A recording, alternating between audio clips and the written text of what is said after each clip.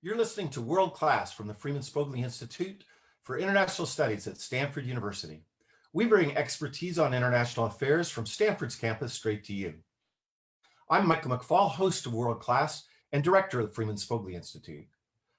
Last week, opposition parties in the nation of Georgia vowed to boycott parliament until the government releases Nika Milia, the leader of Georgia's main opposition party. Videos posted online following his arrest show that riot police forcefully entered the building that houses Milia's party and used tear gas on those inside in order to remove him. Milia's arrest has caused a political rift within Georgia and is plunging the nation into crisis. My guest today is Nino Evgenidze. She's an executive director of the Economic Policy Research Center in Tbilisi, Georgia. Nina co-founded the Tbilisi International Conference and is a co-founder of the Fukuyama Democracy Frontline Center. She's a familiar face here at FSI because she is an alumna of the Draper Hill Summer Fellows Program at the Center for Democracy, Development, and Rule of Law. Nina, welcome to the podcast. Thanks for joining us today. Thank you so much, Michael, organizing this, and thank you for the last few decades to supporting the Georgian freedom and democracy, not worldwide, and it really means a lot for Georgian people and Georgian democratic forces. Thanks a lot. Well, I honestly believe, as you know, that democratic consolidation in Georgia is one of the most important events to happen in your part of the world in the last 20 years. And that's why recent events are so troubling to those of us who care about that issue. But let's help our listeners understand how we got here. Help us understand the history up to this moment, maybe even start all the way back to the Rose Revolution and the democratic breakthrough, at least that's what we called it in the West, that happened in Georgia in 2003, and what's happened subsequently with respect to democratic consolidation up to today. Yeah. You know that in this year, Georgia was the 100 years left after the Soviet occupation. Right, it's the 100-year anniversary right now, right? Yeah, and it was first democratic republic of Georgia, which was established in 1918, and the most one of the prominent and based on a democratic values. Even at that time, in a Georgian parliament were elected the women's 7 women's, and from them 3 of them were the Muslims, and it was happening in Georgia. And I actually did not know that. That is, yeah, I had no idea about that history. And in the United States and other European countries, it happened quite a long time after. And because the Georgia always was a part of the European family, and the Russians, their national interest was not having the Georgia as an independent country. Right. And we know very well what means the totalitarian, living in a totalitarian regime.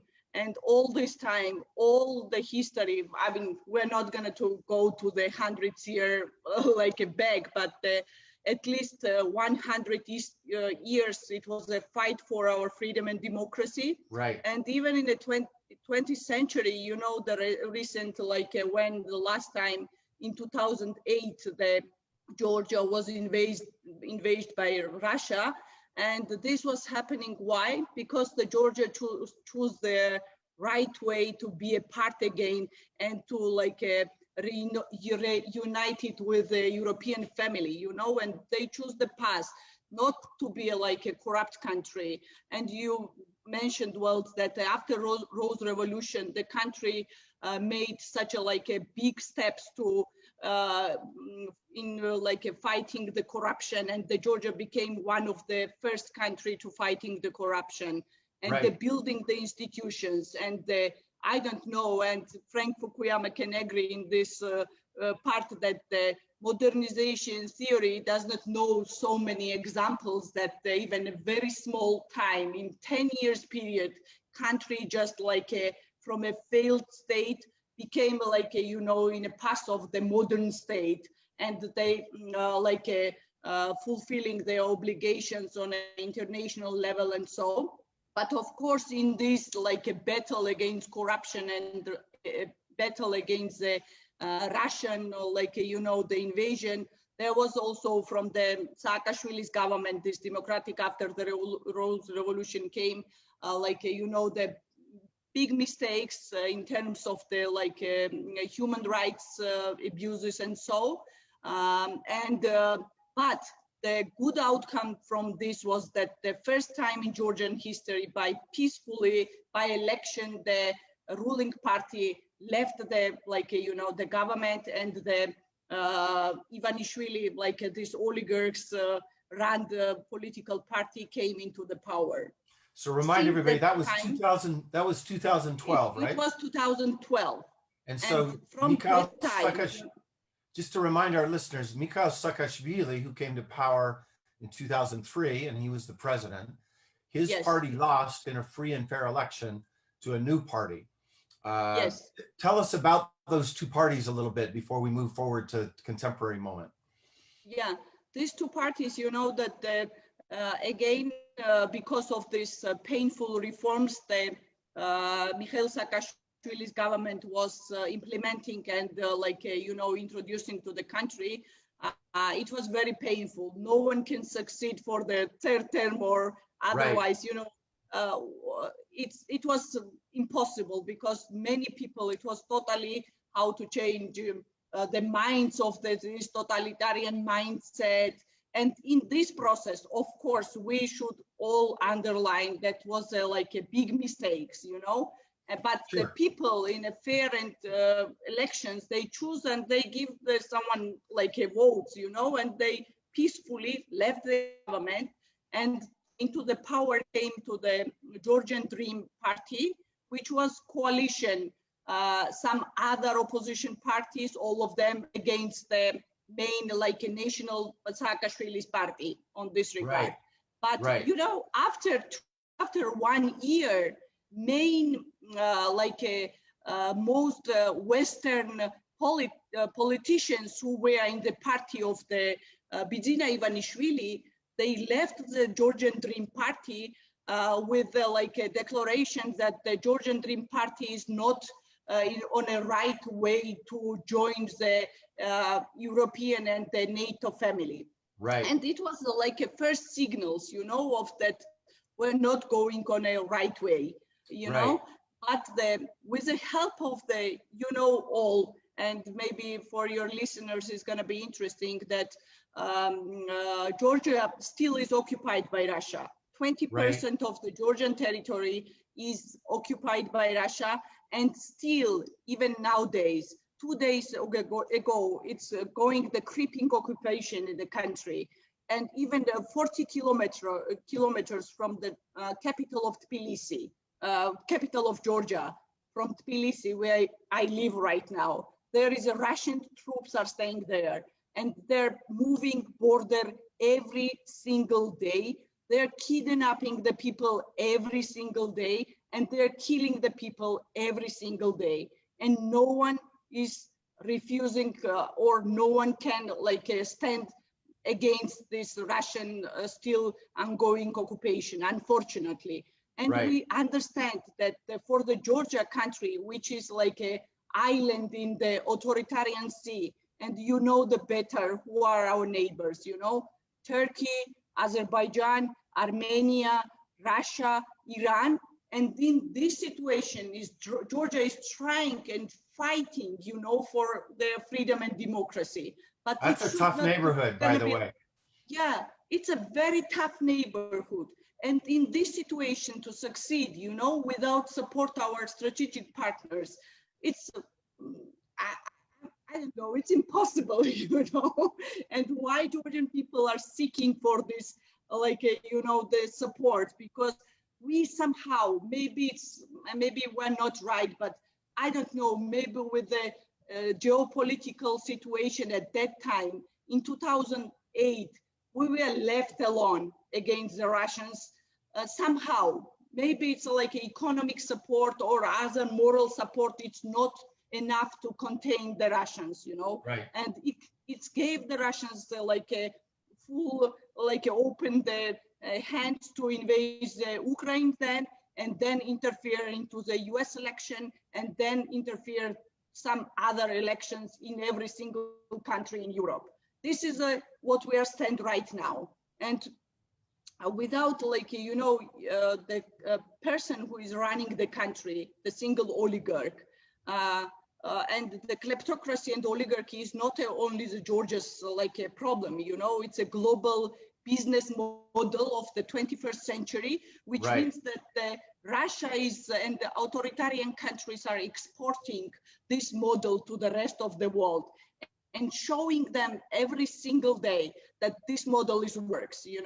It's like a Russian style gangster model, which I don't think that who is gonna, maybe in the countries like the US can contain this because of the institutions are very strong, but the country like Georgia, who is facing still the ongoing occupation, to the one hand fighting against the occupation and the another hand with the guy who's the financial assets is 3 times higher than the Georgian budget. It's without international support, it's almost impossible, to only democratic democratic forces to fight against this phenomena. Well, let's talk a little bit more about Mr. Ivanishvili, the billionaire that you've been mentioning. And he was the founder and kind of, you tell me, but he's widely described in the Western press as controlling the Georgia Dream Party, the party in power today, that arrested the opposition leader, Mr. Milia. Tell us about what is his political motivations, his ties to Russia, and then why did they decide just recently to be so aggressive against the opposition party, Mr. Saakashvili's former party, by the way. So tell us about him and what you think he's up to right now.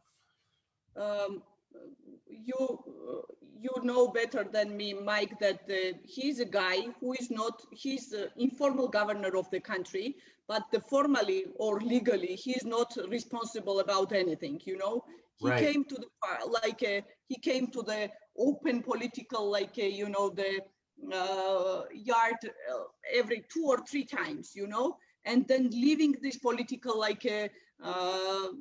situation, because from the shadow to managing all this stuff is better. For example, during the Shevardnadze's time, the president of Georgia, you remember him, the former minister of foreign affairs of the Soviet Union, we at least know that who is responsible, and if someone is doing the bad job, then we can blame or even to take them to the court. During the Saakashvili, we know whom to blame or who was the responsible. Right. But in this situation, everybody knows that he is responsible, and no one takes this seriously, prime minister or president or some other general prosecutor or general auditor of the country, because he already captured all state institutions, and he's controlling all different verticals of the power. And he constantly, last few years, he was attacking all the time civil society organizations and all Western oriented people who want to take this country to the Europe and to the, the NATO. And unfortunately, that the guy, of course, he came from Russia. He get his money in Russia, and he was he is a shareholder of the Gazprom main, it's a Putin's business, and which is then controlling not only Georgia, they're controlling in Germany, in every country, whatever they want, because they're Right. corrupting and they're corrupting everything there. Right. And in this situation, that the if you go to and look to the structure of the Georgian economy, where we stand right now, all Georgian trade is now, the mostly relied on Russia. Most investments comes from Russia.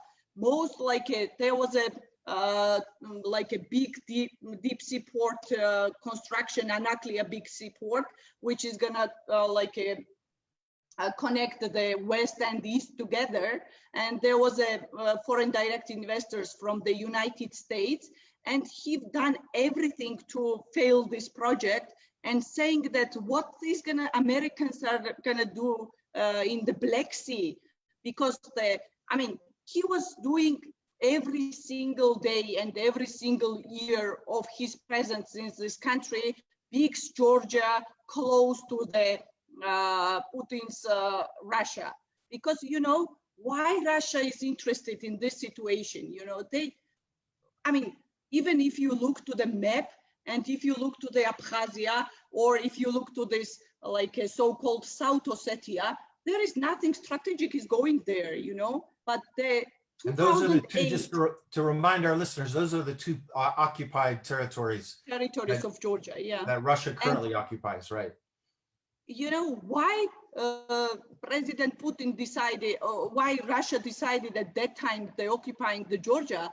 Because in 2008, the Georgia was #1 reformer country, and they didn't want it to see any country in this neighborhood to not to give the example of the people of the Russians, people of Ukraine, people of Belarus, that someone was survived in this battle with the Russians, not with their guns or their military stuff, but with their dedication and where the inspiration to be a part of the European and the NATO family. Because the Georgia last decades, they're showing that we can the fight against Russian without any military stuff, but with continuing the reforms in the different sectors. Right. And this was a main reason.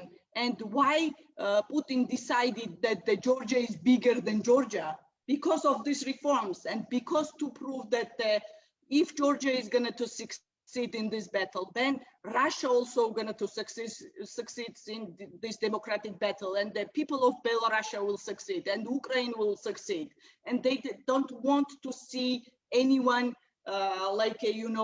succeeding in this region. This is a main a motivator for the Putin on this regard. Right. He seems incredibly obsessed with stopping reform. And that gets us to the current events. Let's just recap them for our listeners. Tell us why they made the decision to arrest Mr. Milia, the opposition leader now. Tell us a little bit about the elections and the boycott and the accusations against him, and that what you think is really going on. Yeah. In 2019, the Georgian chairman of the Georgian parliament, and nowadays he's a current chairman of the Georgian Dream Party, Irakli Kobakhidze, invited the Russian parliamentarian Gavrilov, who was involved in the Georgia-Russia war in 2008.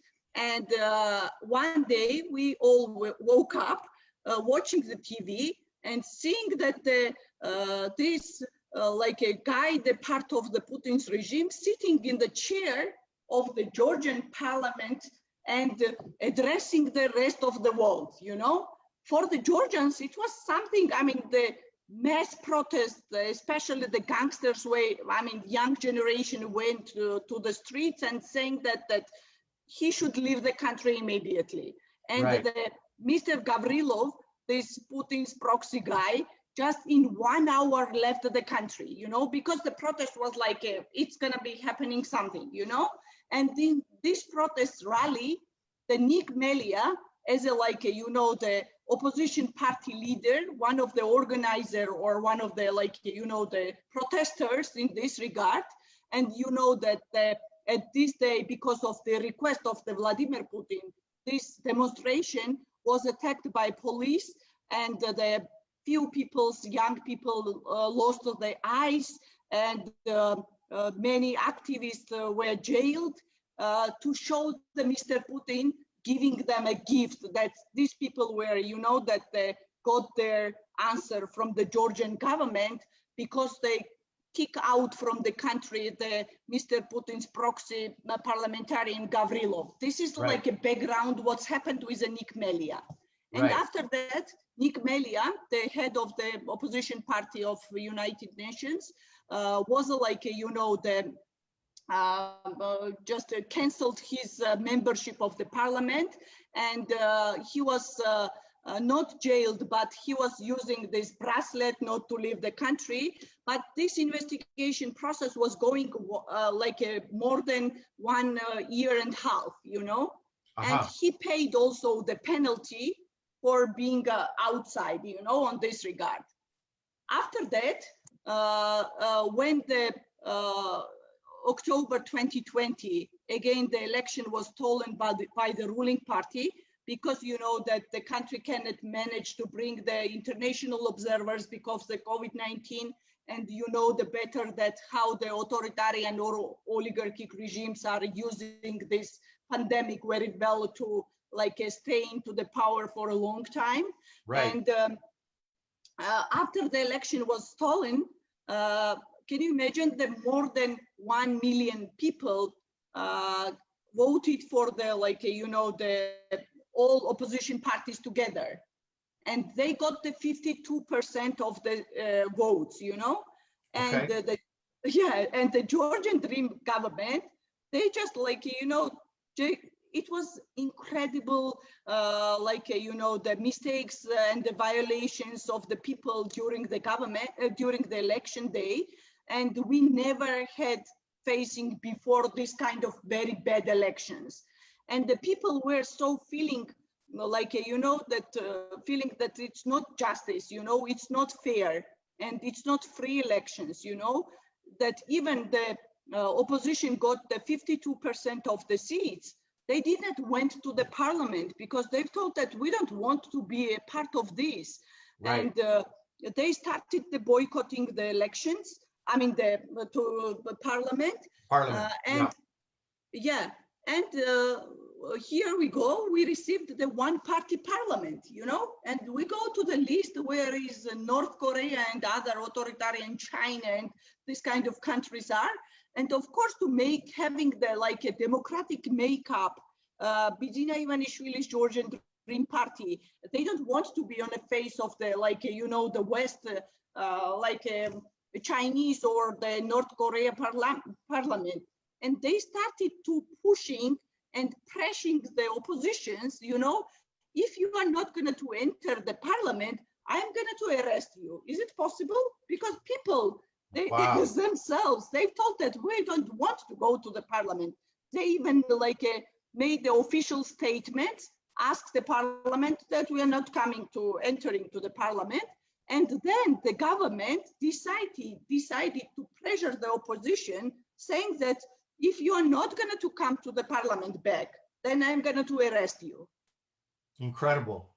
I mean, where is this happening? No one knows, And the last case, what was going, it was a court case was going there, and the 2 hours prior, one of the government-run newspaper declared that Nick Melia is already the court already decided to jail him. 1 hour prior to before the judge was announcing their, the statements or their decision. Before the judge was declaring her decision, the special police forces were started to surround the opposition party office, and that's the night. In the early morning, the Prime Minister of Georgia, Giorgi Gaharia, he told that he is against arresting the main opposition party leader, and he resigned and said that he is not agree with their party leaders. Even though he's a member of the Georgian. Just to be clear, he at the time, has he resigned or not? But he was a member of the Georgian Dream Party at that point, right? Because the Prime Minister, of course, from the ruling party, right? And yes, with this situation, he was like just confirming that it's not like independent institutions making these decisions, but it's inside of this oligarch party is gonna, one single man is deciding who is gonna in prison or who is gonna be in free, you know. Right. And the situation that the special forces went to the opposition party office, where all other opposition party leaders were also there, but they very peacefully, with hands were up, their hands were up peacefully, I mean, didn't do anything or any confrontation, and they arrested Nick Melia, but totally just stolen the whole computer, you know, the memories from the UNM office and everything, you know. And it's impossible to being in this situation. And of course, this is alarming, you know, our international and partners, and especially United States and Europe. But still, again, you know, it's I still believe it's like a litmus test for the Biden administration right now. Yes. To prove that, and we were watching this, his statement that America is back, you know, democracy is back, foreign policy is back. And now it's time to deliver. It's really time to deliver, because, you know, again, it's not only the Georgia's inside political crisis or whatever, it's all about the Russian special operation without military, you know, tanks or bombs, you know, right. against Georgia, and why we need the support of the West, you know, to survive in this situation. Well, that's for sure. And that leads me to my last question, or maybe it's two questions together. So describe for our listeners the current state of the standoff, and have negotiations started? Is there any interaction between Georgia Dream Party and UNM? Just to remind our listeners, that's the acronym for the opposition party. And then tell us a little bit more, Nino, what you think both the Europeans should do, and, as you quite rightly said, the Biden administration. After all, you know, in some countries where we have adversarial relations, our means to impact what happens inside countries, I'm thinking of China and Russia and Iran, is very limited. But we have a very deep, long relationship with your country, with Georgia, and that seems like we would have more leverage if we would choose to use it. So I'm curious what you think they should do. And I'll remind our listeners that you're right, just to underscore, you know, President Biden knows Georgia well. I actually was in Georgia with him when he was a vice president back in 2009, a long time ago. And his Secretary of State, Mr. Blinken, also knows Georgia well. So this is a unique moment, a unique, I think you said, litmus test for them as they aspire to defend democracy. Big, hard test case. Curious what you think they should do. So one, update on the situation as it is today, and then two, what the West should do. Yeah.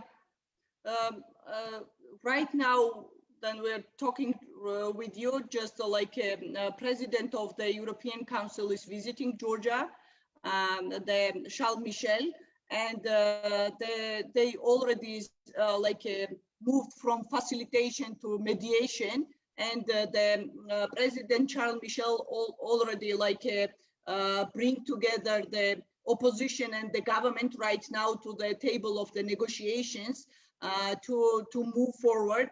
And I think personally that to solve these problems is to having the new election, and to ensuring the the international, with support of the international observers and everything, to see this stuff. And also it's going to be very important to having the individual sanctions against this single oligarch, because not the sanctions against the country, and I'm pretty sure the United States never gonna to do the against the country, because the people of Georgia, 80% of Georgia, it's a very new polls, is supporting of the Georgia's Euro-Atlantic integration, you know.